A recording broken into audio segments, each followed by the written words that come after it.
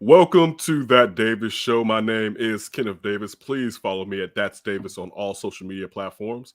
I'm always fortunate enough to be joined by executive producer of all of this. That's Ryan B. Ski, Ryan Bukoveski. Follow him at Ryan B. Ski and Ryan B. Ski1 on Instagram.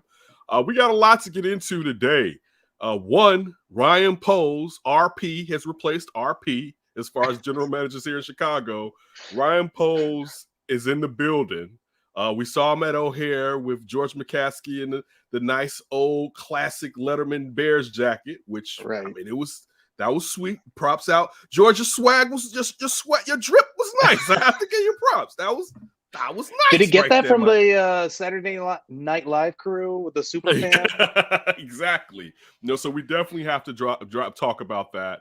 We're definitely going to talk about the games, from last weekend. All right, the divisional round games in the NFL. It was spectacular. All right, it was ecstasy at its highest point. So we definitely, if you love sports, let me lead with that. If you love sports, if you don't like sports, it's like, nah, I guess. All right. We're gonna talk, and I'll get into my off top, my off top in a minute, and definitely for up for grabs. It's been a second for up for grabs. Ryan's going to take us to wherever Ryan takes us, and it's probably going to have something to do with the NBA. But anyway, Ryan, how have you been doing out there living the Vegas lifestyle? It's been a lot more chill of late. Felt like I was going a little crazy, spending the money. What's going crazy? To the casino. So is it betting? What have you been spending majority? Was some betting there. Okay. I mean, dabbling in all kinds of, like, obviously Vegas, expensive town. Like, one thing I'll say about Vegas, you go and buy a drink at the bar, it is like the strongest drinks I've ever had anywhere. It's nuts. Okay. Like, I'm trying to think. Every place I've gone to, it's like a double. I don't get it. Okay. See, I think for the most part, the times I've been in Vegas, I think I consumed my beverages on the floor. Yeah, see, like, if you get it on the casino, they always water it down. Yeah, so I want to say, like, I don't remember it being, but I don't think I had a beverage at a bar when I was there, so I can't even say. But see, I don't have the patience anymore to wait for them on the floor. I just go right to the bar. Understandable. Plus, I mean, you way too long. Plus, you can kind of circumvent having to tip a bunch of people, and you could just open up your tab and then sit there and pay the bartender or whoever that, and you don't have to worry about tipping them. But not to say you want to sit there and bring wealth to the economy, but still, as you said, you've been spending a lot of money. And, just kind of going out, doing some of the touristy stuff. I went to Top of the World. Have you heard of Top of the World? Mm-mm. It's like the Space Needle. I think it's even higher than I think I have heard of Top of the World then, because that's what I was thinking. Like, okay, is it something like the Space Needle? Okay. So I went up there. It was pretty cool. Like, who'd you go with? You went with your roommate? Yeah, my roommate and I. And then we actually had another friend of us join us. Okay. Worst food ever, though. Do not get. They are like this steakhouse. That might have been the worst steak I've ever got in my life. What kind of steak? Paid a pretty penny. New York strip. And what? Okay, how was it cooked? I asked for medium because I didn't want to go rare, just in case you might have to go on the runs.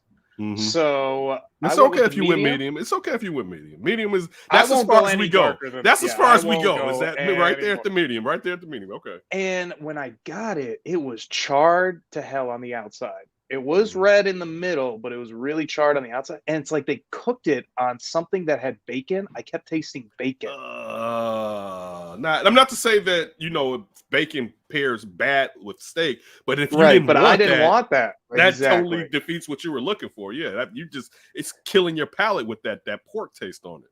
And they come in like, oh, we're this amazing steakhouse, this great steakhouse, and they charge like it's the most amazing steakhouse. How much did it cost? $70. Okay. I mean, not to say that you want. I mean, but for something that you're saying that wasn't appealing to your palate, that's a lot of money to spend on a piece of meat. Okay, let me ask you this. It was just like the experience, I guess, if you will. What buffets have you been hitting up while you've been out there? I haven't done too much because I've been trying to diet. and the buffet is just the worst thing to do with the diet. But we're gonna go crazy with some sushi tonight. Okay. So that's gonna be the plan. Get some sushi. Where at? I'm not sure. We'll either go to a local spot over where we're living at, or maybe go wild and go somewhere new and adventurous. Are you upset that the fire waterfall or whatever in front of the Mirage is going to be destroyed since it's a Hard Rock property moving forward? Oh yeah, I heard about that. Yeah, I don't know. Yeah, I mean, I don't live there, but I wouldn't care. The Mirage, it's just kind of like whatever. It's not one of my favorites. The first hotel I stayed in Vegas was the Mirage. Ooh, this was think about how long ago that had to be. I mean, so we're talking at least 15 years ago, if not a little more, something like that. I did check out the new casino. They had this new one, Resorts World, open up, and it's like a big deal because it's one of the first like full scale big casinos that they've opened in decades or something like that. Mm-hmm. Really nice spot. Free parking, by the way. Ooh, all right. I know that has to work, especially out there. All right. So let's jump into some sports topics. And of course, it is time to take it from the tippy, take it from the top. Taking it from the top. Tippy. More people. Sing it, daddy. Sing it, daddy. Sing it, daddy. My off top has to be my frustration with, I believe, my birthday mate. And that is Barry Bonds and Roger Clemens, but in particular Barry Bonds, not being elected into the Baseball Hall of Fame and now coming off the ballot because this is their last chance. Now it will have to be perhaps the old time click to. What were you about to say? I was going to ask you about that. What is that? The selection committee that got Harold Baines in, right? Yeah. Or no, it wasn't Harold Baines. Yes, it was. That's how Harold Baines got in. Yes. Was there somebody else? Okay. Yes, there's been someone. There have been several other old school players that have got in through that wave. But I was going to say, out of these, Schilling, Clemens, Bonds, Sosa, how many of them are going to get picked up by that selection committee? I don't know what rules we're playing by. And again, let me lead with my biases in my open. I don't know when certain players started taking steroids, but the MLB didn't have rules against players taking steroids, and owners knew they were taking steroids, and they benefited from them taking steroids. I can remember the excitement my father and I had during the summer of '98 when Sammy Sosa and Mark McGwire were chasing it down. Ken Griffey was in there for a minute. I don't know if Luis Gonzalez was in that or was the year after, but just thinking about the excitement, and people forget that the lockout had done, and this brought a lot of people to and back to baseball. And I remember, it's funny, I remember when they found that Andrew and McGuire's locker, and I told my dad, I was like, yeah, he's worried up. And he's like, what do you mean? I said, why does he have a masking agent if he's not? And I was like, why would it even be out? Like, just whatever. That's not the point. There are, in my opinion, degrees to this. All right. I'm not some forensic expert. I can't find out when, what, how, and why. But I do believe Barry Bonds and Roger Clemens had Hall of Fame careers that we can kind of tell before they started juicing. You look at the situation with the Red Sox, and the reason that Clemens was traded to the Toronto Blue Jays, it was because they thought his career was over and that he was going to basically have the natural lifeline of what a pitcher would have had back in those days. Not all pitchers, but with most pitchers, especially a flamethrower not named Nolan Ryan. All right. You look at Barry Bonds, and I love the fact, and I go back to, I remember when Barry Bonds was sitting in a press conference, and he was like, you see guys getting, props, and I'm paraphrasing, props and people highlighting them. And you're like, why aren't I getting that? And I remember watching like, this fool is telling us why he did steroids. And I remember the media really didn't sink their teeth into something. I'm not saying like I was the only person, but the media to me at that time didn't run away with it. Because I'm like, he's telling us like, dude, this is why I started taking it. And it's not to say that at that specific point was when he initially started, but I do believe around that point is when he initially started, when the home runs started to get better and better and better. Barry Bonds showed me he was cheating, but there was no rules against it. And encouraged. Right. There was the greatest baseball player ever looked like. I never would have seen video game Barry if he wasn't roiding up. And I'll tell you, back in those days, I was dead set against any of these cats for the most part getting into the Hall of Fame, right? Mm-hmm. Me too. I was younger. You know what I'm saying? And when you're younger, you're still holding on to innocence and wanting the world to necessarily go the way that you're told the world is supposed to necessarily go. Now, as an older person and knowing that the world is just corrupt, and I still have rose-colored glasses on, and they probably do me a disservice at sometimes, but still I know Barry Bonds and Roger Clemens were Hall of Famers before they started roiding up. Now, David Ortiz got in. We all know David Ortiz was on that list that got he admitted to it. Right? I can't even remember, so I don't want to actually say that. I know he was upset. I do remember that. But I don't remember him admitting and saying I was a steroid user. You know what I'm saying? So, but now I don't even totally have a problem with David Ortiz getting to the Hall of Fame. But even if you go back, and players do grow. You look at Twins Ortiz, and then you look at the Red Sox. But again, the Red Sox, he had one of the greatest RBI machines behind him, protecting him as he was perfecting his craft as far as hitting.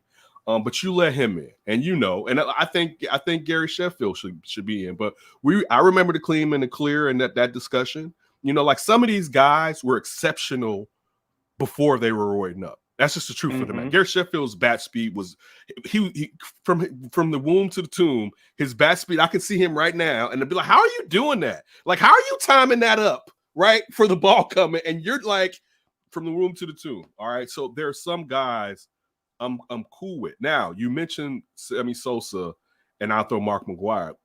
To me, these are guys, and I'm not to say that they wouldn't perhaps have been maybe borderline. I mean, borderline. This goes to like a Boris and Bernstein, the Hall of Very Good. You know what I'm saying? Like they may have gotten themselves, and I'm saying they may have gotten themselves into the Hall of Very Good. I'm not saying that they're automatically Hall of Very Good locks. That is not what I'm saying. But I'm saying steroids perhaps could have gotten them, may have placed them in the Hall of Very. I don't still look at them now. If they didn't use steroids and they had those numbers, they're clear Hall of Famers. You know what I'm saying?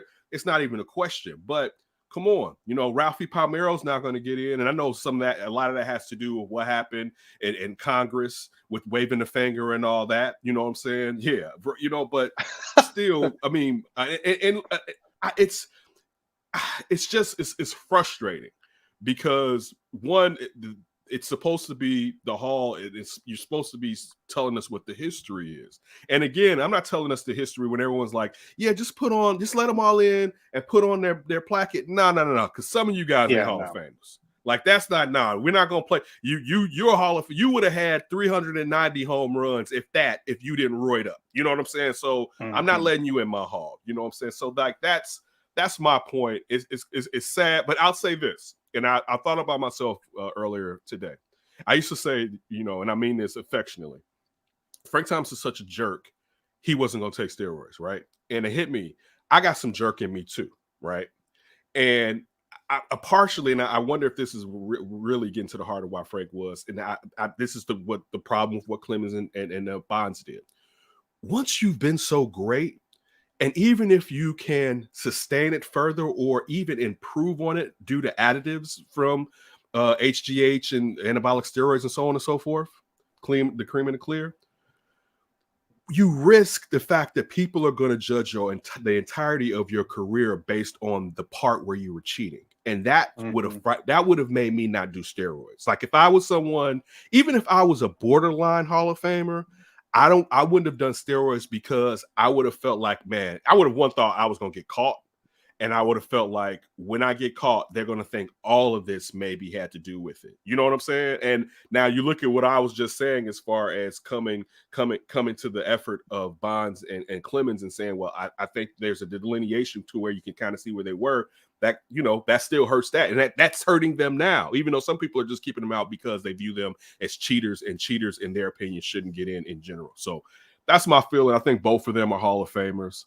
I think Bonds and his ego, I think both of them ego, but Bonds with ego got wrapped up in it because Clemens was coming down. Bonds was still nice, actually. You know what I'm saying? Like, Bonds could have still won like a batting title. You know what I'm saying? He wouldn't have led the league in homers, but he could have won several batting titles still. You know what I'm saying? But Clemens, the velocity, also having the endurance, keeping his endurance to where he needed to be as he was aging at that time. I could see why, but I believe both of them are Hall of Famers, and they are in some ways, for me, especially the people that we're going to say we're going to paint a scarlet letter on. I have to give them a pass, in my opinion. Like, of all these two deserve a pass because these are generational talents. You know what I'm saying? Like, period. And like, even if you want to say, well, for instance, like A-Rod, of course, used steroids and got caught using steroids. You don't know when he started using steroids, but physically, you cannot be the steroids cannot do all of that. You know what I'm saying? Like, right. And you still have to have the eye. You still have to have all of that. So, I mean, I get why he'll be dinged even more, but I mean, A-Rod is one of the greater players ever. But I mean, I don't know. But look, I'm looking at these players that played in the 80s to where at that point we kind of, I mean, you got to remember, they really didn't lift weights in baseball until the mid to late 90s. They were always worried about flexibility, and bulk was not what you wanted to do when it came to baseball. So again, that's my opinion. But I'll say this: that's why you don't do shit like that. I mean, like when push comes to shove, if I'm having this conversation with my son, and I'm like, man, it's not fair. You know what I'm saying? You put in the work, you deserve it, but you cheated, and unfortunately, this comes with you. You was seeking that adulation. And this is the flip side of the adulation that you were seeking. It's not just adulation, fame and wealth too, because let's not act like these guys didn't get more money and more contracts in their older years. But hey, this comes with the game. So even though I think they should be in, it's part of the play, man. Yeah, I don't disagree at all. And I think, like, I was very similar to you. I thought they don't deserve to be in ever. They're cheaters, blah, blah, blah. But over the years, kind of just like thought about their perspective. And it's funny, this kind of came up just in my personal life, like last week when I was out doing some of those deliveries I was telling you to do. Mm-hmm. I was talking to a friend of mine on the phone, and I don't remember exactly what we were talking about, but it was something where, like, how the world has changed today versus like when we were younger in college at the time. And like, if you're not in these certain types of things like social media, or I don't know, just some of the things that, like, having a smartphone, having devices, streaming, like being up on that. And I think we were talking about like job competition. And it's funny how, like, you have to almost fall in line sometimes, because even if you want to do something different than what the norm is, if what people are looking at is the norm, then being different isn't good. And I think of that with steroid users. If you're just like, no, I'm not going to use it, but then you see every MFer on the field using it and being better than you, and you're like, I know I'm better than this dude. And he is striking me out because he's just throwing heat from these steroids that he's using. It's going to potentially make you cave and just want to do steroids because you want that even playing field. You want to be same kind of level as everybody else so you can prove how much better you are than everybody else, type thing. Right. Especially when you're an athlete at the professional level, you are so competitive. It's so hardwired in you. You can't accept like losing. You can't accept just being less than, you know, Joe Schmo out there who's using steroids. So I'm sure a lot of guys succumb to that kind of thing. And then I think what put me over the top was when you let Bud Selig in the Hall of Fame. I mean, that's it. We talked about this back when this happened. Like, you gotta let, dude. He was out there like, take the syringe, take it all. Like, he wanted the steroids in baseball as much as anybody, because he saw that, what you talked about, the summer of '98, the numbers coming back, the growth of the game. His family still owned the Brewers too at the time. Let's not forget that too. I think his daughter, he passed off control to her. I'm pretty sure, I could be wrong, but during that era, I mean, they sold it, but he still had an ownership in baseball. So like what you're saying, it was beneficial outside of you want to be successful as a commissioner with looking at the TV numbers and the gates and everything. It was totally beneficial. And as you said, especially for him to come out hard against it. When did he do that? When there was mounting public pressure to do it. Right. When there was little echoes of, hey, there's steroids in baseball. He wasn't amplifying that. Hey, let's get an investigation going. No. When Senate got involved, when the government got involved, you know what? These cheaters are bad. You're right. Let's get them out of here so I can get in the Hall of Fame. Totally. So I'm with you on that point. But again, with baseball, you reap what you sow, and that goes from it. The owners haven't paid for it though. You know what I'm saying? They haven't paid really a penalty for going Well, it's along funny with that what's you in even place. said like the extra years and the extra money. It's probably a drop in the bucket what they were making off of that Barry Bonds stuff. Totally. It's not even a dog. You got to think how that. I mean, what McCovey Cove, that PNC. I mean, that Bear Bonds built that. Yeah. So you could how many ESPN games was he on? How many did they try to flex to get him on to show? How many times did they break from whatever was on ESPN? Right. Hey, let's show the. And you see Barry some Bonds guy in a kayak, a pontoon. Dude. So, look, what you're saying is, as far as the drop in the bucket, yeah, they were making money hand over fist, and that dog. We're talking about San Francisco. You know how expensive living in San Francisco is. Like, come on, man. So, you know how much it is to rent one of those kayaks and get your ass out there in the middle of that? No, my brown self doesn't.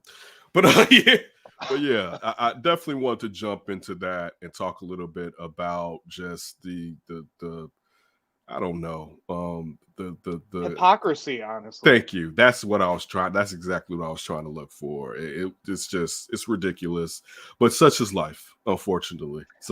I have no doubt Barry Bonds will be in the Hall of Fame one day. I think Roger. Listen, not to I bet say you this is justified. They'll both go in together. If I got a feeling if one of them goes in, because I mean, this is the thing too to remember. We don't even know what other committees in the next 20 years may be made to put people into the Hall of Fame. They may have. Listen, they may have the steroid committee. Thinking of like which White Sox guy can I get exactly? In here? I need a committee. We need to start a committee. I need to get some guys in here. How do I get Paulie, the captain? I need him in the Hall. No. And now listen, I'm excited. He's not in the Hall of Fame. I'm putting Burley in. I need a committee. Burley's about to come off. I believe. I don't know if it's this year or next year. I love me some Mark Burley. If we were looking through a lens of what starting pitchers may be doing from like now to the future, I could understand, because you're not going to have as many wins now, especially with specialized and bullpens and stuff like that. But I mean, Burley still did pitch through back then. You know what I'm saying? Burley will be in the Hall of Very Good. It's not, and I'm not. Burley is my favorite. Burley is one of my favorite White Sox players. Period. All right, he's my favorite White Sox pitcher. I love Mark Burley. If he got into the Hall of Fame, I would be happy. But I have to be honest. He isn't at Hall of Fame level. You know what I'm saying? But if he got in, I would be screaming to the rooftops. Jerry's watching this episode and he's saying, "No, Ken, I'm getting him in. Don't you worry." Hey, take care of that business. Because you know what? That may be a day where I have to pop up, at the Hall of Fame. You know what I'm saying? I may have to pop up at Cooperstown for Mark Burley. That's how important Mark Burley is to me. And I mean, I'm maybe a slightly bigger Frank fan, but I didn't pop up. But it'd be especially, to make it to a certain degree, even like this. Frank Thomas was a bigger national celebrity than Mark Burley, so it'd even be a more of an intimate White Sox setting. To do it for Mark Burley. So if he did, I'm not, like I said, he to me in the Hall of Very Good. But if he got in, I'm celebrating. Don't get it twisted. As you should. He's my guy. So I think you can make an argument. I'm with you. Hall of Very Good, but I think you can make an argument. If he would have had one Cy Young, maybe if he would have got two here, he'd be a lot. If he just would have had one. But he was definitely, he had a streak where he was arguably the best pitcher in baseball, if not the best automatically, especially around that World Series team. And he was the face of that World Series pitching rotation, and that's the reason why they won it. I don't know if I can say he was the best pitcher in baseball. Now, if I thought he was on a run where he was pretty close. Maybe he will be in the top 3 lefties at a particular time. I'd be willing to go there.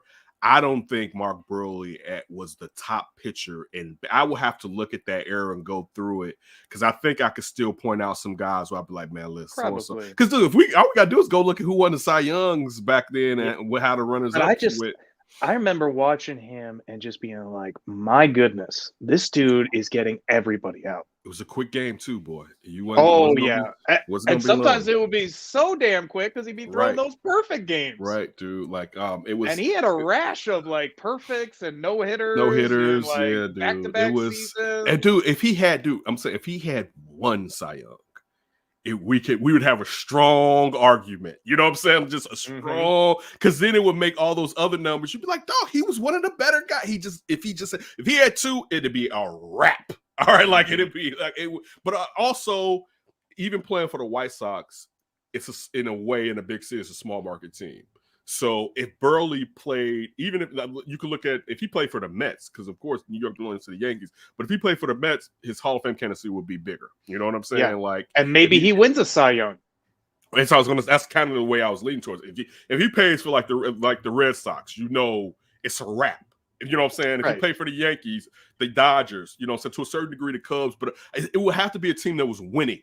You know what I'm saying? I believe you would need winning to go along with what he was doing. So that's the only reason I kind of not necessarily just say with the Cubs too, you know what I'm saying? The Cardinals, you know what I'm saying? So which we used to always be so fearful of him leaving us. He wants to leave us to go play for his home state Cardinals, man. I remember when he sat there and he had already been a White Sox through and through this time. But I remember it was like, well, if he goes home, great for him.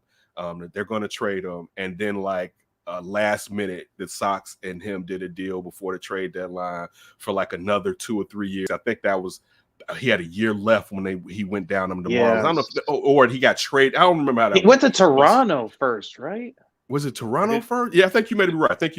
So I think he went to the Marlins, and the Marlins went so bad they traded off all those players, and he ended up in Toronto. Because I remember he was like, he had the pit bulls, and they're not allowed in Canada, and it was like, what the heck am I going to do with all these pit bulls? Right. Some BS. Dude, but that's funny though. They must have talked like, "Hey, Jerry, come on. I don't like St. Louis. So what the hell's going on here? Where's this contract?" And it just showed you what he meant to the organization. And I mean, with Jerry breaking his rules, that was one of the time. If I just remember being like, he's gone. I love him. He's gone.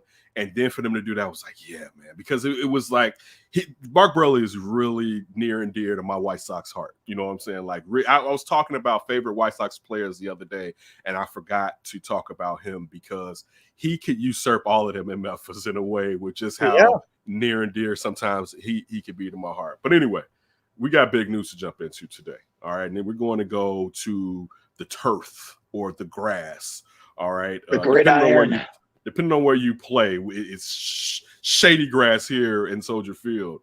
But the Bears, all right, have finally reached an agreement with their new general manager, former executive director of player personnel with the Kansas City Chiefs, Ryan Poles, Boston College grad and offensive tackle, has signed on to be the Bears' new general manager, RP to RP, as far as initials from Ryan Pace to hopefully Ryan it's not Pope. an RIP. I mean, just think of some of the stuff they don't have to change up there. They'd be like, no. Just all you got to do is OPE. I hope the email address is just initials. Yeah, right. Kick the ace off. Yeah, to kick the ace off. OPE. You're Poles. I said Pope. Poles. OLE. Keep that E. Keep that E over there. The E is good. OLES. We need to get that AC out of here, though. So they're also very young, 36 years old. So yesterday, I'm sitting here and I'm perusing the media. I'm looking at, of course, NBCSports.com, The Athletic, and the Chicago Tribune in general. I'm big with that. And I'm just looking at the news as far as the finalists and who the Bears are interviewing for general manager.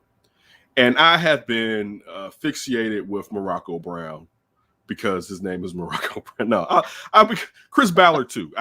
The Chris Ballard getting away situation. It was funny. We had a nice conversation after an Under Center episode, and Strobes gave a really good reason, and sometimes that some of the Chris Ballot thing may be a bit too much. Not to say he doesn't deserve some props, but maybe a bit too much, especially when it comes to winning it all. You know what I'm saying? But I was looking yesterday, and I came to the realization, like, okay, what the hell bad has the Kansas City Chiefs been doing? Because I've been seeing Ryan Poles and that he was a finalist for this job and the Vikings gig, and just seeing that the jobs and the Giants. I should say the jobs he had interviewed for already.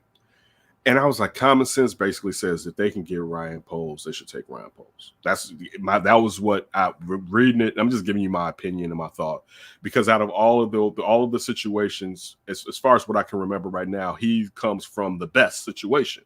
Now, that's a lot of hands in that pot. You know what I'm saying? As far as who did what, pick who, especially depending on where he was at what positions, because he's been there for an extremely, extremely long time. As far as some of the jobs that he's held, he was a player personnel assistant. He was a college scouting administrator and coordinator.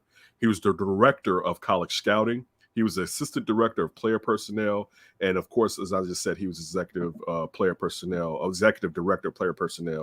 part of the team that won the Super Bowl. So he's worn many hats within an organization, and also that organization has gone through a lot of changes up top as far as who is in charge of everything. So he's worked with a different amount of different guys while he was Three different GMs. So Scott Pioli, John Dorsey, and Veach. So to me, when you're looking at it and you look at how Kansas City has been running their business, I guess we should dip our toe back into the Kansas City Chiefs organization as far as Matt Nagy. Isn't it like bizarre? Like, you just looked at the resume, it's basically Ryan Pace. You're going back to the place with Matt Nagy and going back into that. Like, it's almost like the Bears made a new hire while still making the same hire, but that's not me judging this hire, because I'm like you. When they announced who or the reported finalists of the finalists were for the GM, Ryan Poles was my favorite. Yeah, so they got him. I think this job is sexier than the Vikings jobs with when you have Kirk Cousins on one last year, but also you don't know what's going to happen with the QB situation. And also some of those contracts are going to have to come off the books, just like with the Bears, but at least you still have, if he cares for Ryan Poles, and I would think he does, if he cares for Justin Fields, you have Justin Fields to build around. And I'm sure if you're taking this job, you plan on being here for a number of years. You know what I'm saying? So at least you have that. One thing that David Kaplan did say on the Under Center podcast today when we were live streaming, you can probably check that out on YouTube, was that, and you've heard this, everyone's heard this reported, that Ryan Poles, through sources, I heard it on 670 Score with Parkins and Spiegel. Spiegel said his sources said the same thing, that Ryan Poles basically told George McCaskey, I don't want this job if I can't choose who my head coach is going to be. So we'll find out when we already know there were 3 finalists in Dan Quinn, Jim Caldwell, thank you. I couldn't think of Jim Caldwell's first name. Jim, I know Eberflus, but Jim Caldwell and Matt Eberflus. And I'm out of those 3, Dan Quinn. Even though just with my Morocco Brown, I put it on Alex Shapiro. Make sure you check out his articles on NBSports.com. Man, he put that flus in me. You know, he put that flus in me. I like him too. I'm intrigued by the flus. You know what I'm saying? I am too. I'm intrigued by so I wouldn't be upset. Who are your coaches that you like? Okay. I like Brian Flores, but all I keep hearing is terrible stuff. Me too. Right? I'm with you. Brian Flores. I keep hearing, and I hear it, and I'm still like, I hear you, but right, like, yeah. I hear it. So you know what? Sometimes you have to realize, and this is where as fans we run into the situation. You need to listen, right? And we could be wrong, but if you hear enough rumblings that perhaps not to do it now. Again, Brian Flores and Ryan Poles' careers crossed over at Boston College, right? Along with Matt Ryan, the QB for I think Falcons. It was Ryan Poles played with Matt Ryan. I don't think he played with Flores, but they're both alums. Okay, I thought I saw overlapped. Now I could be wrong. They might. I could be wrong. I could be wrong. But I thought I heard it also on the radio. But so again, Brian Flores, because of his success. But one thing to also point out, I believe in the last 2 seasons he's only beat a team over 500 twice.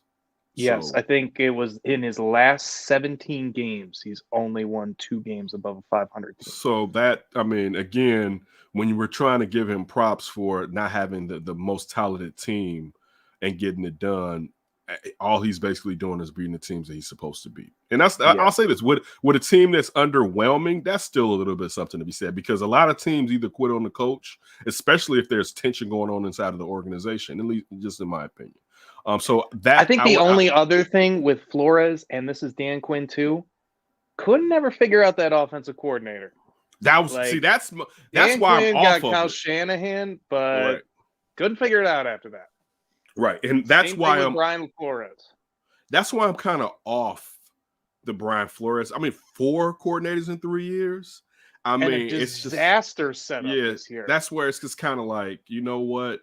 I don't even you need a year off, to be honest with you, because you were trying to sit there and hit the reset button on the offensive side, and you in my opinion didn't have an understanding of what you really needed to do. You were trying to do a shortcut, and it was never working. So because that was, and I'm happy you brought that up. That was my biggest problem with Brian Flores, outside of what you hear about him and how he may be dysfunctional inside of the organization, allegedly. But I don't think he knows what's going on offensively just yet. Perhaps he will later on in his career, but he doesn't. Dan Quinn, though, because he coached longer than Brian Flores and had more success, I'm willing to believe perhaps he may know better than the situation that took place. Plus, another thing, and Dave Wanstead said this too, once you lose in a Super Bowl like that, you really don't come back from it. You know what I'm saying? Like, I mean, give up the biggest comeback of all time. You don't. I mean, that's especially. I mean, mind you, you're a young newbie coach trying to come out of something. This isn't like Dan Reeves. You know what I'm saying? This isn't This isn't Andy Reid with the Eagles. This isn't even Andy Reid from last year. I mean, last year losing to Tom Brady. You know what I'm saying? Where Andy Reid okay, we're gonna figure this out. Now you a second year, third year head coach. Dog, it's hard to straighten up this ship after you took your team to the top, the tippity to the top, and blew it. Right? It wasn't even the tippity to the top. You had your foot in the door to where the trophy was, right? And then I mean, they put it in his hands, and then they ripped it. Tom Brady ripped it out of there. So it's dude. That's hard to come back from, because I know, me being in that situation, that shell shock, man, is going to be in the back of your mind regardless. You're gonna need therapy for that. All right, you're gonna need to talk. And I don't to think Jerry Jones and Mike McCarthy is necessarily great therapy, but maybe that worked. But listen, maybe even you picked up something down there with Kellen Moore, or you saw what didn't happen from how the beginning of the season did have the Cowboys when the offense was a juggernaut, and then it kind of peter-pattered out, especially looking at it from a defensive side. So I'm more interested in Dan Quinn. Jim Caldwell situation, I just don't know if Jim Caldwell moves the needle, enough. I think Jim Caldwell could be. He was sick. Out of the NFL? His health, because he was supposed to be assistant head coach, played for Brian Flores, and his health was in a bad situation, and I believe now he's on a plant-based diet, so he's doing better. He's 67 years old, so you don't know, because the out of football thing always scares me a little bit. I don't know about you. No, it should scare you. So I even though I'll say this, he's not a bad head coach. No.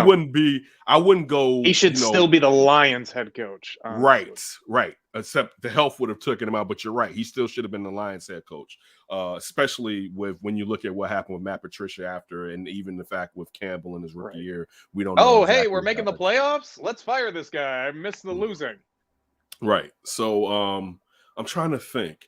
I thought, and this is, of course, is a pie in the sky, that when the Sean Payton news broke, I was like, why couldn't you have done this last year? right? Like you could have taken this year off, and then you could be. Even though that mean who knows if he won. We called it. What was it last show? Like if you're going to keep Ryan Pace, you got to bring in Sean Payton. I guess they were on speakerphone with Sean. Yeah, I'm about to retire. All right, Pace, get the hell out of here. We know. Right? Look, they were waiting. They were waiting. Like, is he coming?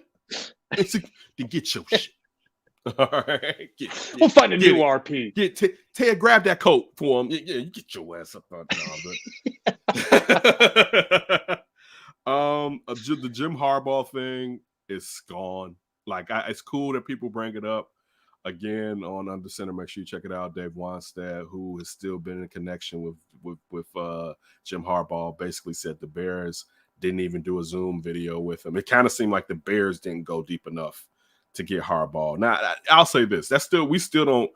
I mean, even though Dave Wannstedt's cool with him, we still don't know if there was some type of message sent of interest. You know what I'm saying? Or a feeler. I guess that's what I'm trying to say. If there was, I'll say this: from what it seems like from Dave Wannstedt, it really wasn't, or it wasn't a significant one. You know, and I'll say if you didn't do that, your due diligence, you're not doing your organization. You're doing your organization a disservice, is what I should say. You know what I'm saying? It kind of makes sense to me. I totally agree with you, though. You need to do the due diligence. You should do the interview. Like, I don't like that, but I mean, if he's really going to ask for $100 million, we know the Bears weren't going to pay that. And if you hired Bill Polian to be your consultant, I'm sure Bill was telling him there's a lot of coaches you can hire. You don't need Jim Harbaugh. Yeah. And I mean, I'll tell you this. That's not my money.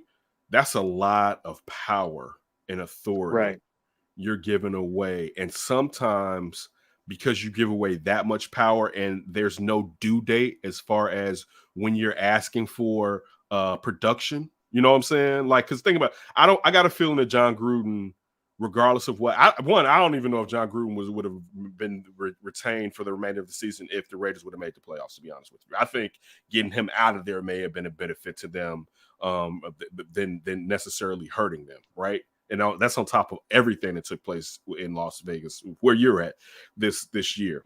It's a mess. But still, the Roosters were never coming home to roost. You know, like at what point was he really going to have to produce? Because you were never going to sit there and let him walk with $50 million still left on that bad boy. For real. You know, like you may wait till it gets down to like 20. Yeah, I was going to say you're going 8 years at least. Yeah, yeah, exactly. So, you know, and again, not to say that Harbaugh couldn't come here and change everything, but to your point, I don't know if it's the be all end all, but the Bears did a disservice if they didn't go after him. That's just it. And again, there's still certain things you can't do with a college coach who's clearly not broken away from his university because you don't want to hurt his recruiting and whatever's going on with the university as far as bringing in new coaches like he did with the DC from Indy. But still, it was a disservice if they didn't. I don't really know, to be like just looking at who's out there that necessarily really appeals to me. Well, one thing that I thought was really interesting, it's like, why wouldn't Eric Bieniemy be a candidate? He got to be interviewed. He has to be interviewed. I'll tell you this. He's been talking about as a hot candidate for years. Dude. You're coming from a Kansas City executive, like. Wait, Ryan, regardless of if he will get the job or not, Ryan Poles has to interview him. But I'll tell you this, to be honest with you. It may be time for Eric Bieniemy to take another offensive coordinator job someplace else.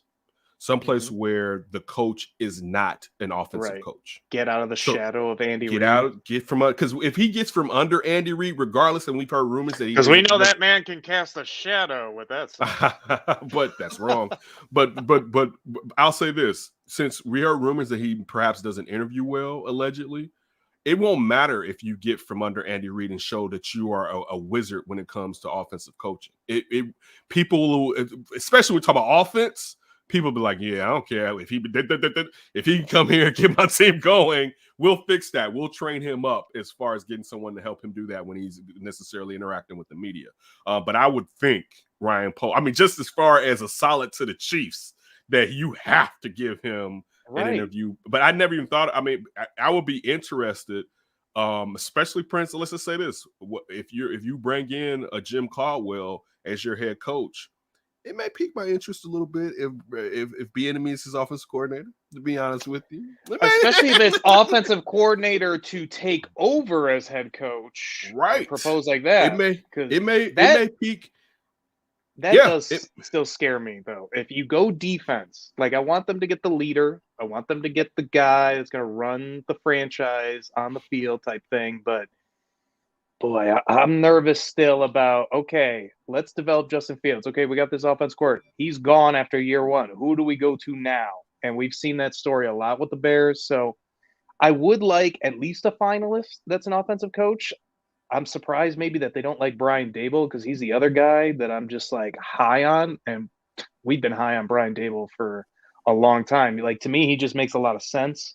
Mm-hmm. But I would be also interested too. Like, maybe you steal a quarterback's coach or Eric Bieniemy, somebody that's ready to kind of like leave their situation with their offensive guru or something, and you turn them into the play caller, and maybe you can hold on to him for a couple of years or something like that. Yeah, I mean, I'm with the only problem with the QB coach is you don't know as far as this play calling. Well, I heard this and I thought it was interesting. Like, let's say Sean McVay's doing the play calling.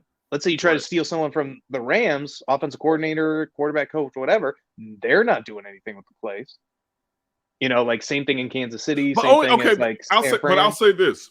But how long has, I forget the offensive coordinator for the Rams now? How long has he been in that position? Oh, I have no idea. I can look it up. It couldn't be more than 2 seasons, I believe. I don't think it's more than 2 years. I could be wrong though, right? At least when you look at Bieniemy, he's been in that position for 4 seasons now. So I would think that he's picked up, even if Andy Reid is in charge, he's picked up something. And you look at how it seemed like Andy Reid did give chances to a Matt Nagy. I would think he's given more opportunities to someone who's been there longer and seems more competent by the fact of how well they've been winning. He's been with the Rams since 2020. Kevin O'Connell. Yeah, so he's been there a year. But he did, I believe, work with Sean McVay with Washington. Okay, and I don't that offense didn't appeal to me. If that was a Kirk Cousins offense, I believe probably back then. Yeah, the RG3, and you had Kyle Shanahan as the OC. That's how they all know each other. So I mean, hey, if we're gonna do that, go get me the kid, the dude from the 49ers that Tony loves. That's quirky as you know what. Have you seen that kid? I forget what his name is. No. Oh man, at the quarterback's coach. I don't know if I think he's offensive coordinator. I could be wrong. Hold on, man. Let me see real quick. Let me go looking into my threads. Go to my wait. Is it Michael Lee McDaniel? Oh yeah, it's Michael McDaniel. It's got it. Yeah. Okay. Yeah, Michael McDaniel. He's the OC. He's the OC. The Mike Jones. Yes, that's it. Yes, he did the Mike Jones. The OC. Yeah. The OC. If you're gonna do that, go give me him then. If you know what I'm saying, Go give me that kid if we're going to go in that way or whatever. Give me somebody. But we don't – it's a thing too. We don't know, all right? We're sitting here – this is the most speculative of speculation of speculation of speculation. Well, it's fun, to do the speculation because you can only do it now.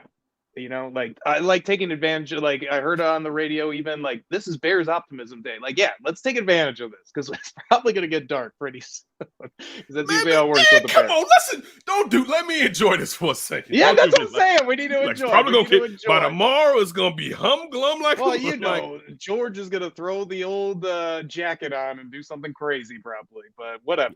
I think like the big thing though is, if these reports are true that Ryan Poles is the one doing the head coaching search and he's going to make the final decision, I actually kind of like the Bears' process in this whole search.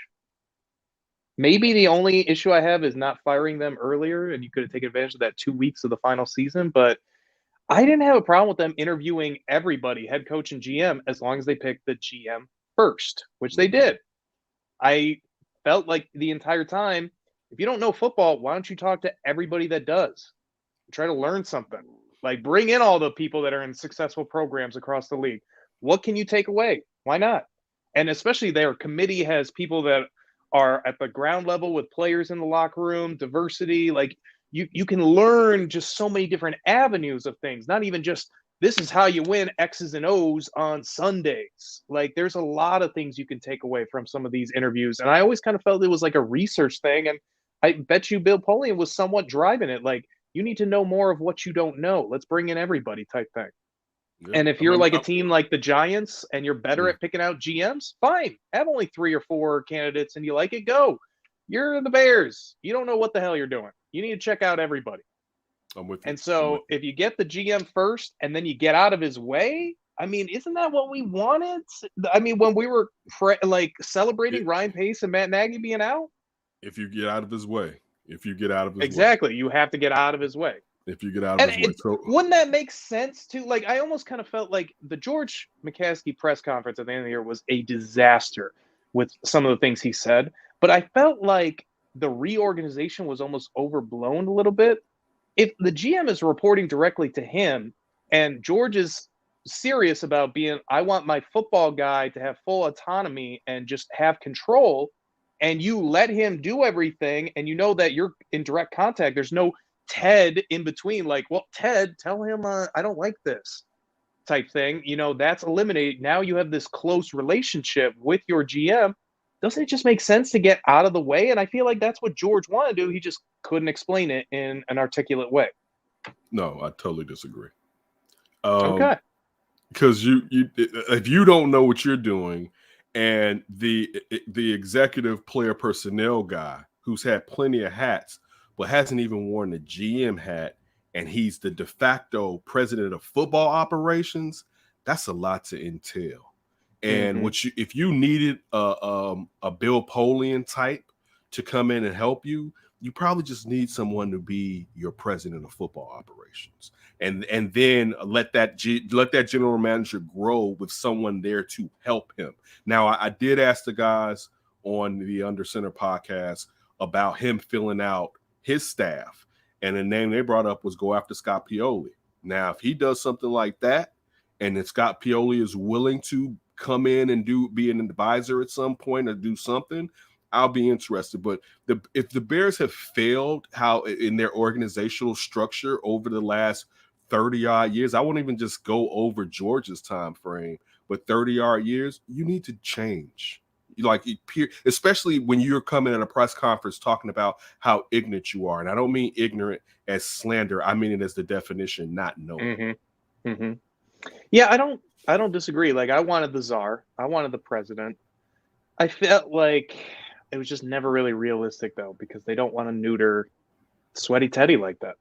They don't want to push him to the side. They don't want to turn him into Crane Kenny. They want him at the top.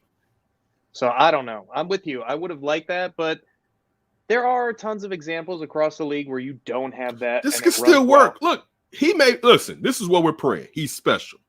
I want to sit there, and of course, he's going to make some misses in pro personnel and drafts. But for the most part, I want to be like, I don't have to worry about that because we got Ryan Poles. Like, when's the last time as a Bears fan you were like, I don't have to worry about that? We have so-and-so, right? Jerry Angelo after the second round. Right. That's not enough. Like, that's not enough. I want to be like, I want to hear that we have a top executive. I want people to start being like, yeah, Ryan Poles is like top 4 in the league. Yeah, the Bears, he needs a promotion. How about top 10? Christ, can we just get there? I want more than that. Because what it will give us is so many more bites at the apple. So many more times where a minor mistake can be overcome because you totally know, this is, even though it looks like this is insurmountable, this is nothing. Right. It's something. Can we get a Rasul Douglas from the Green Bay Packers? They picked him up off Arizona's practice squad. Like, when are we going to see stuff like that start happening? So that's what I want it all.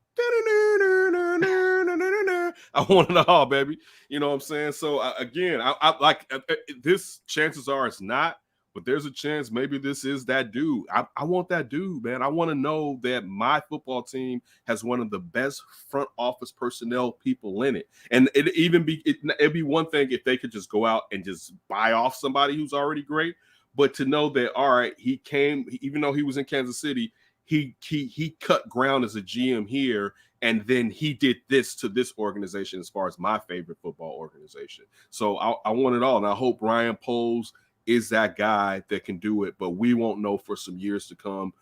We can start to see this season with the coach, with the staffs and everything, but we really won't know for a couple of years if we're moving in the proper direction. And I'll be there to blast him, or I'll be there to pat him on the back and say, man, I'm so happy that you're here within this organization. Yeah. All right, man.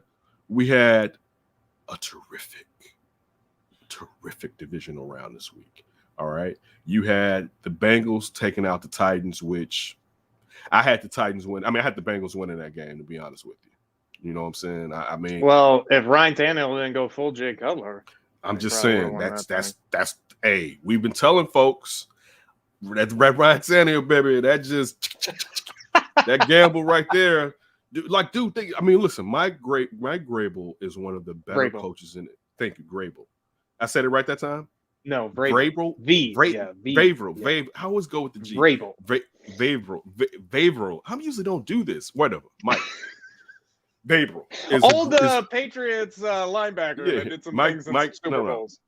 Mike Vrabel is one of the better coaches in the NFL, period. You can see from the culture that he's instituted in that organization. But them attaching their wagon to Ryan Tannehill, for me, didn't make as much sense. Even though I understand where you're in a position where you don't want to look a gift quarterback in the mouth, a guy that you brought in when Mariota seemed like he wasn't the guy, and you're like, all right, this is our backup. And you went with him, and he goes off and takes you to a level you didn't think you were going to go. You still got to know that he's not the one. In your heart of hearts, you got to be serious with that. We talked about that with Sam Darnold in Carolina. Right. Hey, play with yourself if you want to. Yeah.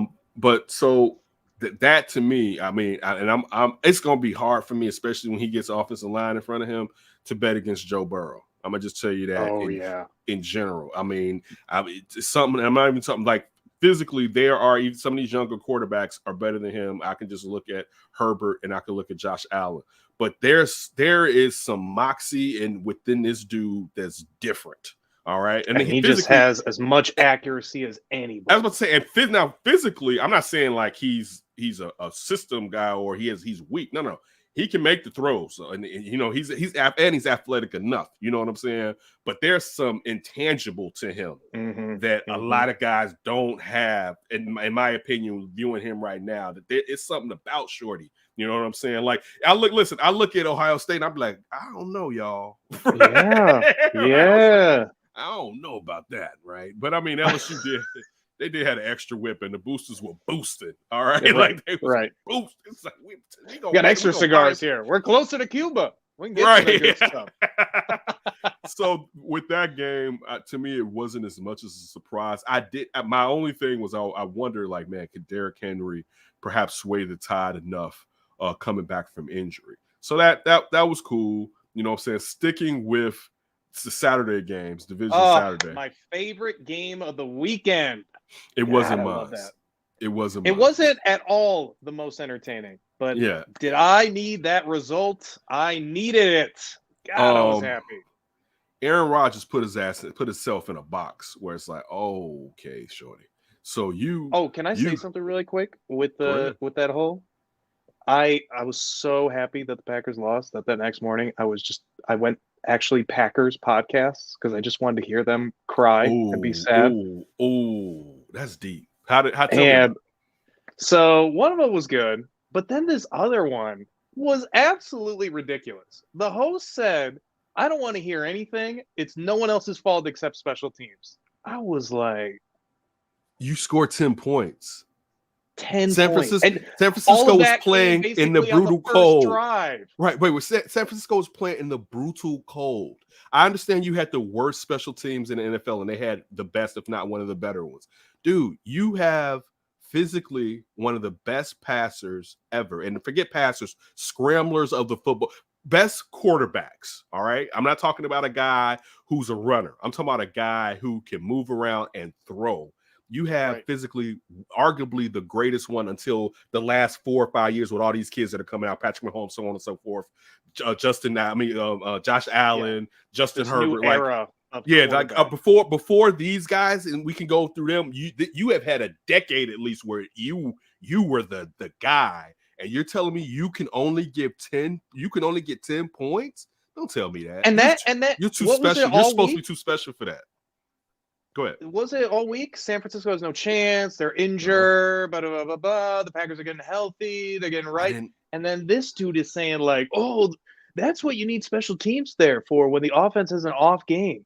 This dude has never beaten the 49ers in the playoffs. This dude is like, what, 9-10 or something in the playoffs? Like, I don't think he's just having a one-off game and you need your special. It almost sounded like a Bears thing where it's like, oh, we need that special teams and defense to be there because this offense is trash. No, you've got Aaron Rodgers. And Devontae Adams, Aaron Jones. What do we talk about in the playoffs? What does it come down to? Every team's really great. Who has the best quarterback play? Yeah, that dude. I'm not putting this all on him, but I'm putting a large chunk on him because to me, he's as culpable as the special teams. Yeah, but I mean, yes, special teams failed and those gentlemen get paid, but you get paid. Yeah. And you fought for power. That comes with you do this on Saturday, Division Saturday. You know what I'm saying? Especially when Jimmy Garoppolo is terrible. Right, dude. If you're kicking in Gutenkut's door, you have to sit there and be like, I need more. I need you to listen to me. I need you to do what you're doing on the field. So it's like, yeah, son, I have to. Not to say he shouldn't have been doing it already. That's not what I'm trying to get into. But that was such a letdown from one of the greater quarterbacks ever. It capsulated his career in a way. Now, I mean, he may go and win one if he goes someplace else, right? And we got to say this for another day because it hit me today is what if, we're all celebrating like this is over. What if he doesn't leave, right? Like, it's sounding like Devontae or him's got to leave. I'm just saying, what if he doesn't leave? What if he I'm like, dog, we are like, it's a done deal. What if he be like, you know what, guys? I decided to be like, nah, fam. Even though I'm gonna tell you the truth, I'd rather beat the man. I'd rather go through you than not have a chance. I could be foolhardy, but because I don't want people to be like, oh, you didn't even face nobody. You know what I'm saying? No, you're not foolhardy. We just got to hear who the head coach is first. Totally. You know what I'm saying? So that got me, dog, 13-10. You're gonna tell me that perhaps Aaron Rodgers, and then this isn't, and it's funny, Strobel. Is it Strobel? No, it's not Strobel. Ivan on Sean and Maya always brings up Dan Marino's last game versus the Jags, right? And I remember that game. Exactly, but I always block it out, and then until like the last year and a half, it brings us like, oh my god, I forgot how terrible that game was for Dan Marino's last game, right? Oh, he got whooped. Oh my god! Right, but the point that I'm trying to get to in mentioning that is Dan Marino had come back from I think he blew his Achilles. He had atrophy like 3 seasons before that. Like he was at the end of his career, and at that time, quarterbacks weren't living forever, right? But I mean, Aaron Rodgers is in the back end of his prime. I mean, like right now, physically, he's still an extremely gifted quarterback. You know what I'm saying? I can see him playing if he wanted to 4 more seasons. I don't mean 4 more where he's being carried. I mean 3 or 4 though, three at least to those 4 seasons. He's the main fulcrum in why your offense is getting done what they're getting done until it's the playoff time. So that's why it was disappointing to see him just put up 10 puny points. And it's not even like 10 to me. It is 3 points after the first drive of the game. That's a great point. Man. And I mean, that also, so it's going to be interesting to see if he does leave, how great Matt LaFleur is. I can't wait for the love era. Me too. Yeah, because all I keep hearing how is Matt LaFleur is the new Bill Belichick. Like, let me see that stuff. I can't wait to see that. Let's see. You know what I'm saying? Doesn't it blow your mind, though, too? Like, I still can't get over this. The Bears and the Packers have the same amount of Super Bowl appearances this millennium. Like, how is that even possible? I get it. They got the ring. The Bears didn't win. They have the same amount of Super Bowl appearances this millennium in 22 years. While we're hating, with 30 years of having, if not the best quarterback in the NFL, a guy in the top 4, right? They've won 2 Super Bowls. Right. Right. I mean, no, wait. Imagine this. Imagine New England having 40 years of Tom Brady. Dog, they have like 15 Super Bowls, right? Just think about it. They would I have know. like 15. It'd be over and over. They have 30 years of having at one point that quarter, and not just one point for seasons. That guy was viewed as perhaps the best QB in the league, and they've had just listen again. I will take it, but you guys, boy, y'all Atlanta Braves so hard with y'all. I know. Like I said it with Mitch. I didn't believe it, but I'm like, if Mitch could somehow win a Super Bowl, he'd have as many as Aaron Rodgers and Brett Favre. Which is crazy. It's just crazy to think about. But all right. Like, speaking of the GOAT, I'm sorry, were you about to say something else? No, go ahead. Speaking of the GOAT, man, that's a real bad man over there. Forget Aaron Rodgers. That man with the plugs in his hair and the supermodel wife. Yeah. It's slightly athletic, but still to this day, arm is ridiculous. All right. Knows how to climb a pocket like no other under duress. Right. That man, right. And he is not my man. I just got to give props to that man over there. Right. He's not my guy, but he the man. I'm with it. I'm with it. Shout out Ron. He's the man. Right. Dude, to sit there, first of all, Sean McVay, nah, fam. I'm not with you no more. All right. I'm off. I'm done. Me and you at the beginning of the year were talking. Think about at the beginning of the season. We were saying in the NFC, really, a large focus of us was the Rams and the 49ers. Our thoughts were the 49ers was going to be hurt. The 49ers were hurt again this year, right? But they fought back. And then could the Rams pull it off? But the Rams, I leaned Rams. I think you may have leaned Rams too, right? I leaned Niners. Yeah, I was gonna say, but you were like this. You were like this though, right? Yeah. All right. We did not see that Cardinals, and we didn't believe in those Seahawks. Right. We were right. But when you sit there, Sean McVay, you went to Cabo to get this man, right? And yes, he will throw a pick. Don't get it confused. He will get greedy on that ass. He almost threw one. He almost threw one Sunday afternoon. But you were beating them offensively. All right. They had no answer really for your offense. And you shifted the gears down. And that was from the second half, the beginning of the second half on. You have to bury Tom Brady. All right. Mm-hmm. You can't just throw 6 feet of dirt on him. You have to wrap him in adamantium coils. You have to look for the most bottomless pit ever bottomless. You have to take a building and toss that after you toss him down, toss that building down on top of him. You can't just be like, yeah, we got like 16, 17 points. I know they had more than that, but you can't be just 20 points up on Tom Brady with 2.5 to go. Period. We all know Sean McVay saw that Super Bowl against Atlanta. Dude, yes, dude. So you sit there and go to this conservative style to where Cam Akers just run the ball. I'm not saying that that's bad. You could have done more work off of play action, but you were getting it done through your passing game. That game shouldn't have been close at the end of it if you hadn't started gearing down. Like he almost gave them the game. And I'm not disrespecting the champs because they showed championship mettle to the degree where I am proud of the Tampa Bay Buccaneers. Those guys came back. A lot of those guys could have made more money going out after winning the Super Bowl and going to different teams and just soaking up whatever teams want to give them as far as cap space and so on and so forth. They said, let's run it back. Let's do it again. They had injuries. They had the situation when you have Chris Godwin blowing his knee out. You have AB deciding I'm done. I'm getting up out of here. You needed probably just one of those two. All you needed was one. It wasn't even a question. All you needed was one. You didn't even need both. You needed one. All right. And they still came back and almost did it. Their hearts are so big that shout out to the champs because they still the champs until somebody else wins this year. Shout out to the Tampa Bay Bucks, man. Shout out to Tom Brady for going down there and changing that organization around, man. If Tom Brady retired, go ahead. Is he done?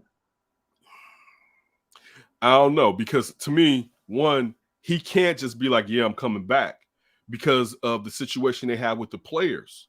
So he has to be like, what y'all gonna do to try to do something? I know cap wise, we have some issues, but he doesn't want to sit there and be with a team that's like a 9-win team. You know what I'm saying? Mm-hmm. I mean, they can have more than 9 wins because of him and Mike Evans and whenever Chris Godwin. Chris Brown I don't even know if they're franchising him now again, right? Because I mean, think about how much it would cost to franchise him again, and he just blew his knee out. You know what I'm saying? I think the franchise for a receiver is around $20 million. Right. So bit more. I mean, he probably wasn't, and that's what makes it so bad for him because he got franchise tag next year, and now he really can't go out on the market the way he would have went out on the market because he has a fresh ACL tear, basically. But that was my first thoughts when that news broke on Tom Brady was, well, you don't want to sit there and tell, is it the Blazers or the Bidwells that own the Bidwells own the Glazers? Whatever. It's the Glazers. Right? You're right, the Glazers. You don't want to tell the Glazers like, yeah, I'm here, y'all do whatever. You know what I'm saying? But I don't know what they can do due to their cap ramifications. But that was my first inkling. I know today have come out and he said that his family will play a huge factor in it. I mean, to be honest with you, he deserves the right to walk off healthy. Like, he deserves the right to not get pushed out because he could play 3 more years. It's not even it ain't a question in my heart. He can play to 47. Right. And I don't mean like he's straight. I mean, he look at 47, be like, he good, right? Like, he's been in the MVP talk all year long. He should probably be the MVP. All right. Like, because he's not my guy, you know, but let's really be honest. I mean, his numbers. At least he could put up more than 10 points. I mean, dude, they would be in this dog. I don't even want to do that. If Tom Brady played for the Patriots, I mean for the Green Bay Packers, they would have won. Yeah, so. I don't even want. Oh my god, dude! I don't even want to. I was about to say, do you want to go to that bizarro? You want me to throw up? The bathroom's right there. I can just throw up real quick. No, that's okay. That's okay. But how about the game of the weekend, dude? So I don't know if you saw the UC or whatever, right? We're sitting there now. I'm trying to get this game in because I'm not in real time. So after the Rams Tampa Bay game, right? I hop in the shower because I know I do some other stuff around the house. Now I got to get in this Buffalo Bills game against the Chiefs, and I'm trying to get it done before we record the show. We were set to record the show at 9 p.m. Sunday night. Because I knew this was probably a lot of chunk of Under Center was going to be about these games because at that point it wasn't too much Bears discussion for us to dive deeply into, right? Like it is today. So I gotta get this done. And at one point in the text thread, Eric Strobe was like, "Josh Allen, have a night." Like he's basically like, "Man, he killing it, right?" And I was like, "I'm not looking at my phone no more," right? I was like, because I'm not in real time. So I'm fast forwarding. Like, I'm not missing anything because I'm getting to where it's about to start and go. Some series I am going through to see what kind of happens. If it's like, okay, let me run. But I'm really watching the majority of it, right?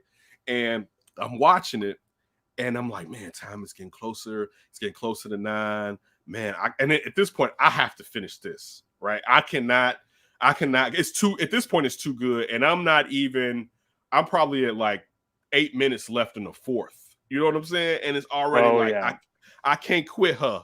You know what I'm saying? Like I can't, guys. Y'all gonna have to. I'm never, not to say I may not be late, but I'm never like y'all gonna wait. You know what I'm saying? Like I'm not that type of person, but I'm like, dude, I have to see this or whatever, right? And I don't want to tell them because I don't want to look at my phone. I almost want to be like, oh, after, can you text Tony and tell him like, hey, I guess it's gonna be a second, right? Because I'm like, you know, I do not want to pick my phone. I should just went to my computer and email somebody. But even with that, the fear of seeing the score or anything, it's just I didn't want to. So I'm sitting there, I'm watching it. We see that the Buffalo Bills score. You know what I'm saying? The game seems like it's over, right? Come back, then you have KC scores. I'm like, and mind you. Of course, you know I'm rooting for a baby go. That's my baby. I'm rooting for him, even though, and you know, Josh Allen is a boo of mine, though. All right, yeah. You know, I told her famously, Josh Allen over Baker Mayfield, right? Famously, shout out. That was Ryan. That was the Ken Davis Bowl. I'm just realizing that right now. That wasn't That wasn't a divisional round. That's the Ken Davis Bowl. So I wouldn't have been upset. It wasn't a situation where I would have been like, damn. I mean, I still wanted KC, especially with KC getting there last year and losing. And I mean, it'd be different. I mean, I'm always gonna root for KC, but it'd be different if they had tackles. You know what I'm saying? Like, I mean, he didn't have tackles. All right. So like, I'm just like, I would take the loss to Tampa easier if they had tackles, and if the tackles just got their ass beat. I'm talking about their regular tackles. All right. So a part of me still wants that for them, and that's my team, even though they for the streets because they're so good and Patrick Mahomes is so big now. That's everybody's, but that's my baby, all right. But Josh Allen, I'm not rooting against him. I'm like, man, look, Josh, especially, I mean, I have an affinity for Josh Allen's play, but especially what he was doing. I mean, that scramble.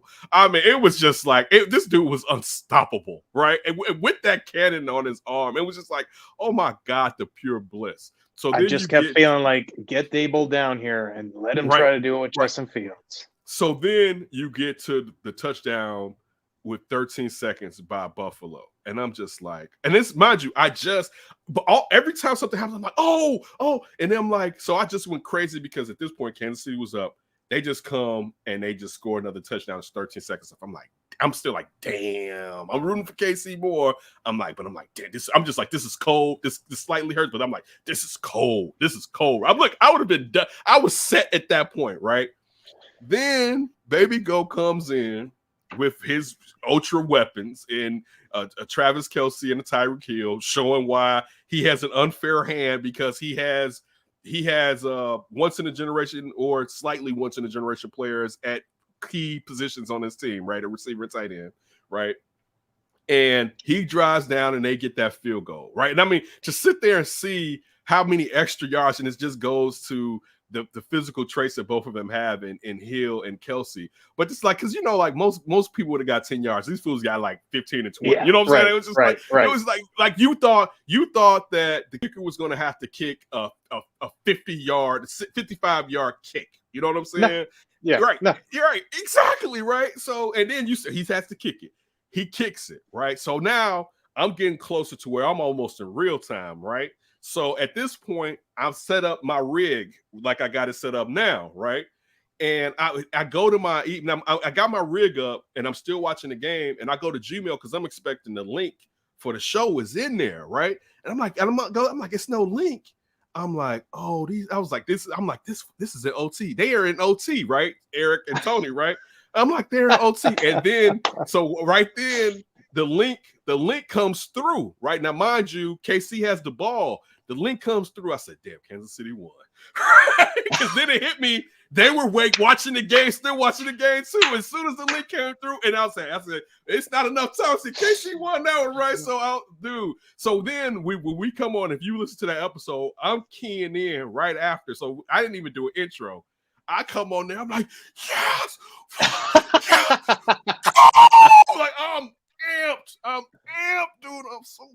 I'm so hyped. Because one, outside of, I love the KC. I love Kansas. I love the Buffalo Bills from Marv Levy, from, you know, everything that went on with those teams, with Thurman Thomas, with how am I blanking out on the K? How am I blanking out on their quarterback? This is so disrespectful. Jim Kelly.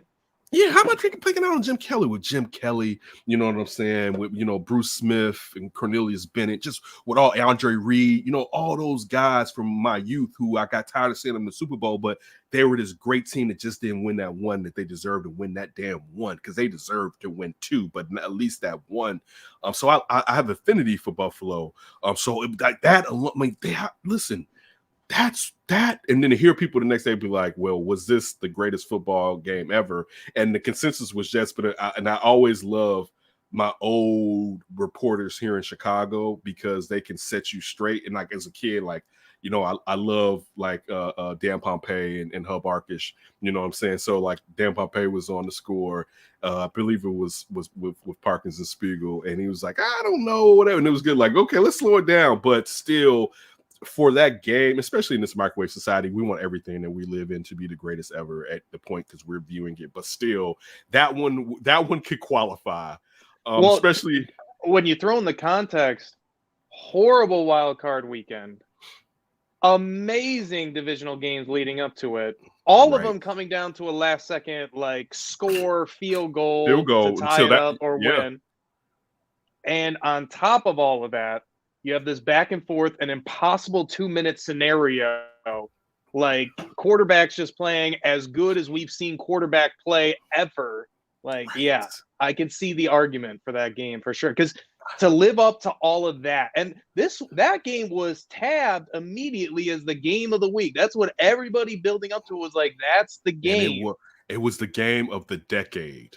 All right. It was the game of the decade. Yeah, That you're right not going to there. get a better game this playoffs. I don't think. Not, dude. Not where both of them were playing at that level. Right. All right. That back and forth. And that's why I get the overtime rules argument again, because no side was stopping the other. All right, Those it wasn't. quarterbacks, time was going to stop those quarterbacks. Totally. And that's it. That's right. I have to agree with that. Even if I'm happy KC won, they were not going to stop Josh Allen and the Bills and Brian Daboll's offense. They weren't. I could have a bias, but I'm gonna shine right through it. They weren't. The Bills would have won had the coin toss went their way.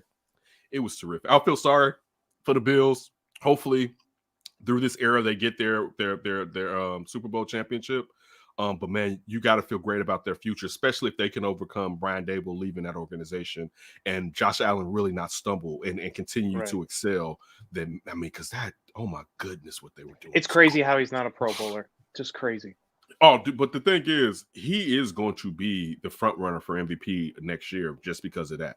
Because one, he's not a former MVP or an incumbent. You know what I'm saying? So it's always easier to usurp someone. But with that, people he deserves it. He deserves it, man. Shout out to Josh Allen, man. That was a brilliant performance on both of their parts, man. So yeah, we'll get into, and we're probably a little bit later in this week before this championship weekend takes place, give you our preview of those upcoming games for the NFC and AFC championship. But right now, it is time for me to ask my man, Ryan B. Ski, what do you have for me? Don't you think? I mean, isn't this thrilling? Everything's up for grabs. Well, for grabs time, Ryan, what you got? Well, you sent over a nice little interesting screenshot of a tweet talking about the Bulls' interest in Jeremy Grant off the Pistons and how they do not want to trade Patrick Williams along with that potential deal and give that to the Pistons, who famously before that draft said that they were going to draft Patrick Williams at 7 had he been there. The Bulls didn't take him at 4. So I'm just kind of wondering, not necessarily with Jeremy Grant specifically, but do you think that the Bulls can make an impactful trade while keeping both Coby White and Patrick Williams? I don't know how. Like, what else do they have outside of draft capital? So you're going to go into another offseason without do we even have a first round pick this year? Are we out this year? I think they have one this year and don't have one next year, right? I don't remember exactly. I know they have the Portland pick and they've got something else protected in the second round. Okay, so maybe I could be wrong. We have to look that up. What are you going to? You have to give something to get something, unless now the Pistons just want to get from up under the contract. But I would think there would be other teams that can offer you something more and take on Jeremy Grant's contract. So I don't see how you can give up neither. Like, I know you damn well ain't giving up Ayo. You know what I'm saying? Like, I know that's a deal break. Do you know, listen, this is how crazy thing. You know how cold a player will have to be about the Larry Market this one. You know how cold somebody will have to be to give up Ayo to Super Bowl? I know you wouldn't give up Ayo. You know what I'm saying? So, and I mean, when I initially saw this, I was thinking perhaps Coby would be involved. But I mean, you look at what the Pistons have and Killian Hayes and Motorcade, maybe they're looking for somebody else to spark off the bench, but they don't necessarily need a guy right now to come in and play extreme. And again, I don't even know the entirety of their roster, but I'm just saying I don't know if that would be enough to take away from what Jeremy Grant does. Now I know they realize they're in a different position timeline-wise with Jeremy Grant, and they realize that they're in a real rebuild with some of that young talent that they have. But I mean, if you can make a trade for him and keep Patrick Williams, I'm for it. I think they need to hold on to Coby White due to these injuries. But if you told me I could trade Coby White and some draft pick and get Jeremy Grant, I would make that move 3 times on Sunday and 5 times on a Monday. Especially if I can hold on to Patrick Williams. If I can hold on to Patrick Williams, and if I can which is what I'd like them to do. If I can hold on to Patrick Williams, it wouldn't even be a question as long as the players. Because I mean, you're not going to trade any of the players that are the key players this year. You know what I'm saying? So I don't even need to go through their names basically. But I mean, what would they want Green? Like who do they have that would be Derek equitable? Jones Jr.'s talked about a lot as a potential guy, not for necessarily Jeremy Grant straight up or anything like that, but supposedly that's an attractive piece. I think it's because of his expiring contract. Okay.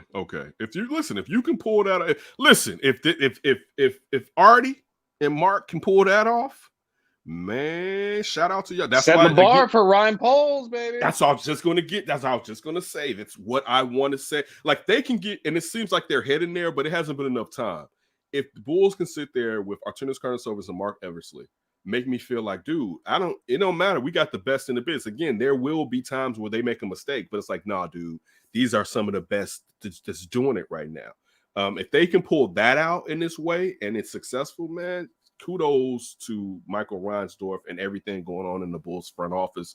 I would love it. I've already said I wouldn't move Patrick Williams this year for Jeremy Grant because you're not going to win a championship this year. And I'm sorry for your bet, Ryan, but you're not going to win a championship. No, they don't have to win the championship. They just have to get to the finals. Are you gonna sell that bet now? I might have to hedge. Who knows? We'll see. Or what you could wait. What you should do is wait until, especially now this is a question, Bulls got to be healthy, but wait until April and playoff time. And if you could wait until April and playoff time, and especially the Bulls go and knock somebody out the first round, you can try to now you may not want to sell it then. But it may be beneficial to sell that bet off and get you $400 perhaps or $300, and recoup 2 if it's 3, it may be beneficial because there's somebody out there that will probably go for it. But yeah, I don't think the Bulls can do it this year. Right now due to their injuries as far as getting out of the East. I mean, because we're saying everyone has to be back healthy. And some of the things that we've seen during this stretch run as far as toughness are somewhat concerning. It's not because this isn't the thug. I don't want to say thug NBA. This isn't the NBA of the past where you had to man up at times with the enforcers and all that stuff. Yeah. So you need as a team to be able to hold people accountable as far as opposing players messing with you, but it's not like you have to have a Charles Oakley on a team, even though Charles Oakley could ball too, he can knock down a little 15-footer and rebound. But yeah, I don't see it happening, and I still look at the flexibility that Patrick Williams gives you financially, but also talent-wise, that I wouldn't want to move off of him just yet. And I could be wrong, but I'm willing to find out if I'm wrong or not. Yeah, I'm with you. And the Bulls have the Blazers first-round pick, but it's protected in the top 14. So at this point, it would defer to 2023 because the pick is out of the top 14, or is in the top 14. Sorry. Okay. And the Blazers will most likely be in the lottery because of Damian Lillard being out. They may, but listen, they still, that may be appealing to Detroit having a Blazers first-round pick the year after this one when the Blazers may be going through some transition next season, for all we know. So, you'll never know. But I don't, for me right now on the outside looking in, it doesn't seem like enough. If they can finagle it, hats off to those two gentlemen, and I look forward to the moves they'll be making in the future. My last up for grabs, MLB and MLBPA have continued their negotiation. I think they actually went back-to-back days, believe it or not, negotiating. It seems like there's some progress. The per usual reports, closer on this stuff, still super far away on that stuff. What do you think? Are you more optimistic that the MLB season will start on time? I don't think it was going to start. I think the most, in my opinion, is it could be a week and a half late. I never thought this lockout was going to last until this. It's too much money, and it's too. I don't see it, and I could be wrong. Too many players have gotten paid. You know what I'm saying? The vets, and not to say $1 billion right before the end. I'm not saying the vets don't care about these younger players and aren't going to try to fight for them, but Like it's fighting for somebody. And not everybody is different. When the money's in the bank, show me what you think. A little scrappy. Yeah, and how many people are like, I went through it. Why Right. can't you go through it? And but also, how many of these young players are willing to sit out and not get their checks too? You know what I'm saying? Like if I'm 2 years from arbitration, this is an arbitration year and I'm a year away from free agency, you know what I'm saying? And one, you like I don't think it's going to go long, but I'm just saying it's hypothetical that this could go long and you're messing with me accruing another year. You know what I'm saying? Like, even more, when are these things going to be implemented? Because let's just say I'm 3 to 4 years away from arbitration. If this isn't going to be implemented in the time span for me, again, I'm not saying you should be this selfish. I'm just pointing out that some people are like this. I don't know how deep down I can go with my money being low because I haven't gotten that supreme payday from being a free agent and my signing money wasn't ridiculous. I don't know how far I can go into a lockout. So I never truly believe, because this goes back to, if this would have happened 2 seasons ago with the Bryce Harper and the Manny Machado around that time, you know what I'm saying? Because remember, it was around then they was talking about more collusion and how they, some people weren't getting. I could see it kind of taking place, but I feel like the owners have been breaking a little bit more bread to kind of cover their what's to a degree. So I don't think this is going to go significantly into the season, in my opinion. Well, I hope that's right. Like for me, I don't have too much of an inclination. I just, with the MLB and MLBPA, I feel like they have the worst negotiations out of all the major sports, maybe except hockey. I do think they know that they can't risk that. I think still from 98 to a degree, they realize. I hope they understand. Well, not 98, the lockout before 98, that they realize that they can't. And also, dude, I don't know. I'm sure these TV deals, you're not getting paid. Or maybe I don't know how these TV deals work if there's no games. Let me say that. I don't know the fine print. I don't know if the money is already in the bank, but I'm sure there has to be something to benefit these cable companies in some fashion if you're not giving them product to bring in sponsors. You know what I'm saying? So like I don't know. The owners can always last longer though. We all know that. But sooner or later, do you really want to hurt the game? Is it really worth that to the game? And I believe they can get it done. But listen, I could easily stand corrected. I think my fear is just because of that pandemic year. Like you had the stage to yourself and you couldn't get some kind of negotiation together and start playing baseball when you could have that could have been so impactful. I feel like everybody would have watched your sport. And they just let that thing pass by because of the biblical losses and yada, yada, yada, stuff that like nobody wants to hear about. And they just keep talking about it. I mean, young people are consuming the game, not like how we do, where they're sitting down actually watching a game. But you just wonder, like, how much do you care about baseball if you're only watching just clips of it here and there? Right. Listen, I get it because I lived it. But that's a lot of time and nowadays to put into something, man. Yeah, you can't. You can't. That's a lot. But do you want to go buy gear? Do you want to go to games? Do you want to do those things if all you do is like, let me just see a few clips on the phone? No, but I mean, I think you want to go to games if you love your team, and because baseball's price point allows you to just pop in at a game. You know what I'm saying? Easier than some of these other, definitely than the NFL. You know what I'm saying? And the NBA, depending on the market. So I do think people will go, but I think your point is valid. We already know just the demographic that it's not appealing to young people, and most of their fans are old. And sooner or later, unfortunately, just due to how life works, they're going to be dead. I think some people will replace them, but still, you can look at the numbers and see it won't be the type of numbers that would have replaced those fans 50 or 60 years ago. But that's been a problem with baseball for extremely long. Think about it. Baseball, only the last 3 years wants us to have fun. They like just now. They're like, you know what? Yeah, have a ball out there, right? Just these last 3 years has the real shift to where it's like, for most part, you still have your curmudgeons, but majority of people like, man, go out there and have fun and do you. Where that's the overwhelming thought process when it comes to what you want to see on the baseball field compared to like 7-6 years ago. You still have people like, hey, play it like the old days and all this other stuff, even though all these pitchers up there doing all this after striking somebody out. See, that always had been a problem with me. Pitchers wasn't playing by that, so why the hell would I have to play by that? So, but yeah, so that's, I mean, again, and it goes back to the off top. It's baseball, man. They reap what they sow. On that it's almost like Tony with your main Mercedes. Get out of here. On that note, we always appreciate it. Like I said, we'll be back to give you a breakdown of the upcoming NFL championship games with the AFC and NFC. We always appreciate it. Please continue to support, and hopefully we'll give you the product that you enjoy. Have a good one.